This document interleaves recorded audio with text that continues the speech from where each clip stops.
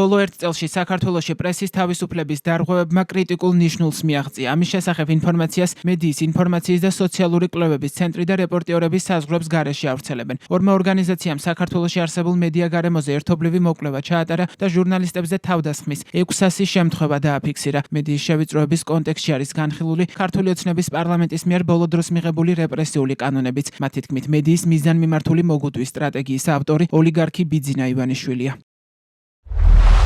ქართულმა ოცნებამ ბოლო ერთი წლის განმავლობაში დააჩქარა პრესის თავისუფლების შემზღუდავი კანონების მიღება, რომლებიც დიდწილად რუსეთში გამოყენებული პრაქტიკით არის შთაგონებული. 2025 წლის გაზაფხულიდან უცხოელი აგენტების კანონის ახალი ვერსია, ასევე გრანტებისა და მაუწყებლობის შესახებ კანონებში შეტანილი ცვლილებები პირდაპირ საფრთხეს უქმნის საერთაშორისო დონორების მიერ დაფინანსებულ მედია საშუალებებსა და არასამთავრობო ორგანიზაციებს. ეს კიდევ უფრო ზრდის მათი სამართლებრივი დევნის საფრთხეს. ანტიკორუფციულმა ბიურომ რეპრესიული კანონმდებლობის გამოყენებით დაიწყო გამოძიება მინიმუმ 6 დამოუკიდებელი მედია საშუალების წინააღმდეგ. კერძო კომპანიები თავს იკავებენ მედიასთან თანამშრომლობისა და რეკლამის შეძენისაგან შესაძლო ზეწოლის საფრთხის გამო. საქართველოს საზოგადოებრივი მაუწყებელი, რომელიც აქამდეც ხელისუფლების გავლენის ქვეშ იყო, მმართველი პარტიის რუპორად იქცა. დევნის იმ ჟურნალისტებს, რომლებიც მათი აზრით არ ეთანხმებიან მაუწყებლის ღირებულებებს. ამ სტრატეგიის ცენტრში ოლიგარქი ბიძინა ივანიშვილია, რომელიც რეპორტიორების საზღვრებს გარეშე ცოტა ხნის წინ 2025 წლის პრესის თავისუფლების მტაცებელთა სიაში შეიყვანა. ივანიშვილი გადამწყვეტ როლს ასრულებს ქვეყანაში პოლიტიკური და ეკონომიკური ზეწოლის ხასიათის განსაზღვრასა და დაუსჯელობის კლიმატის დამკვიდრებაში.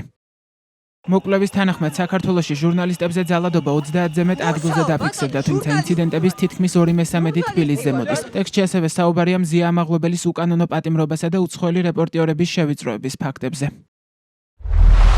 თვალშისაცემია ტv1-ის წინააღმდეგ არსებული ინციდენტები, რომლის გადამღებ ჯგუფებსაც ბოლო ერთი წლის განმავლობაში 80-ზე მეტჯერ დაესხნენ თავს. საპროტესტო აქციებზე გადამღებ ჯგუფებს პოლიცია ხშირად ხელს უშლიდა, ზღუდავდა მათ შესაძლებლობას კამერები ჩართულიყო ან განეთავსებინათ ისინი შემაღლებულ ადგილებში, საიდანაც შესაძლებელი იქნებოდა პოლიციის მოქმედებების დაფიქსირება. ონლაინ მედია საშუალებები, პუბლიკა და ბათუმელები რეპრესიების ყველაზე ხშირ სამიზნეებს შორის არიან. ბათუმელები, რომლის რედაქციაც ბათუმში მდებარეობს შავი ზღვის სანაპიროზე, განიცდის განსაკუთრებულ ზეწოლას როგორც ადგილობრივი, ისე ცენტრალური ხელისუფლების მხრიდან. მზია ამაღლობელი კვლავ უკანონოდ არის დაკავებული უსამართლო-სასამართლო პროცესის შედეგად, ხოლო მისი 2 წლიანი სასჯელის გასაჩივრება 2025 წლის 18 ნოემბერს სააპელაციო სასამართლომ არ დააკმაყოფილა. ეს კი შიშს იწვევს მედიის წარმომადგენლებს შორის მათ მიმართ სამართლებრივი დევნის მზარდი გამოყენების გამო. დღეს უცხოელი ჟურნალისტები სამიზნეები არიან. გახშირდა უცხოელი რეპორტიორებისთვის ქვეყანაში შესვლის აკრძალვები, რაც დემოკრატიული რეგრესის დოკუმენტირებას უშლის ხელს.